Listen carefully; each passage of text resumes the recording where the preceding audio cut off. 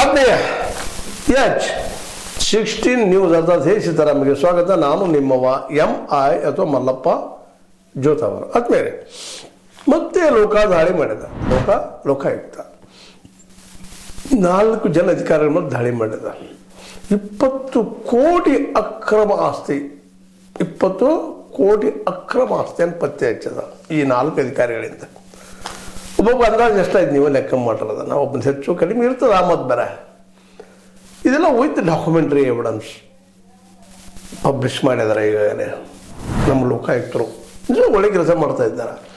ಅವ್ರ ಮೇಲೆ ಆರೋಪ ಆಮದು ಬೇರೆ. ಕೆಲವೊಂದಿಷ್ಟು ದುಡ್ಡು ತೊಗೊಂಡೇನೋ ಕೆಲವೊಂದು ಮುಂಚೆ ಹಾಕ್ತಾರೆ ಮಾಡ್ತಾರೆ. ನಮ್ಮಂಥವ್ರು ಆರೋಪ ಮಾಡ್ತಾ ಇರ್ತಾರೆ, ಕೆಲವರು ಆರೋಪ ಮಾಡಿದ್ದಾರೆ. ಆದರೂ ತನ್ನ ಕೆಲಸವನ್ನು ಅದು ಮಾಡ್ತಾ ಇದ್ದಾನೆ ನಿಯತ್ತಾಗಿ ಅಂತ ಹೇಳಬೇಕಾಗಿದೆ. ಯಾಕಪ್ಪ ಅಂತಂದ್ರೆ ಲೋಕಾಯುಕ್ತ ಪೊಲೀಸರು ತಮ್ಮ ಕೆಲಸ ಈಗ ಮಾಡಿದ್ದಾರೆ. ಇದು ಹಿಂದೂ ಅನೇಕ ಸಲ ಇದು ಮಾತಾಡಿದ್ದೀವಿ. ಅನೇಕ ಅಧಿಕಾರಿ ಹಿಡಿತಾ ಇದ್ದಾರೆ, ಆದರೆ ಶಿಕ್ಷಣ ಆಗ್ತಿಲ್ಲಲ್ರಿ ಅವ್ರಿಗೆ ಅನ್ನೋದು ಎಲ್ಲರ ಪ್ರಶ್ನೆ. ಲೋಕಾಯುಕ್ತ ಯುದ್ಧ ಮಾಡ್ತಾರೆ ಪ್ರಶ್ನೆ. ಅವರಲ್ಲಿ ಪೊಲೀಸರು ಹೌದ್ರಿ ಯಾವ ಶಿಕ್ಷೆ ಆಗೋದಿಲ್ಲ, ನಾವು ಮಾಡಿ ಕಳಿಸ್ತೀವಿ, ಅದನ್ನು ಏನೋ ಮಾಡಿ ಹಾಳಾಗಿ ಗೋಪಾಳ ಮಾಡಿ ಸರ್ಕಾರ ಅದನ್ನು ಮುಚ್ಚೆ ಹಾಕಿಬಿಡ್ತದೆ ರೀ ಮ್ಯಾಕ್ಸಿಮಮ್ ಅಂತ.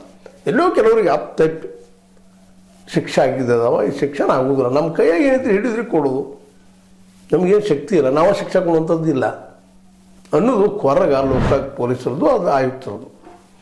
ಆದರೂ ತಮ್ಮ ಕೆಲಸ ನಿಯತ್ತಾಗಿ ಮಾಡ್ತಾ ಇದ್ದಾರೆ. ಒಂದು 4 ಜನ ಅಧಿಕಾರಿಗಳನ್ನು ಮುಖ್ಯವಾಗಿ ಪುರುಷೋತ್ತಮ ದಾಸ್ ಹೆಗಡೆ, HM ಜನಾರ್ದನ, ಅರ್ಜುನ್ RH, ಮುಂದೆ ಸೋಮಲಿಂಗಪ್ಪ CS ಇವರು ಮುಖ್ಯವಾಗಿ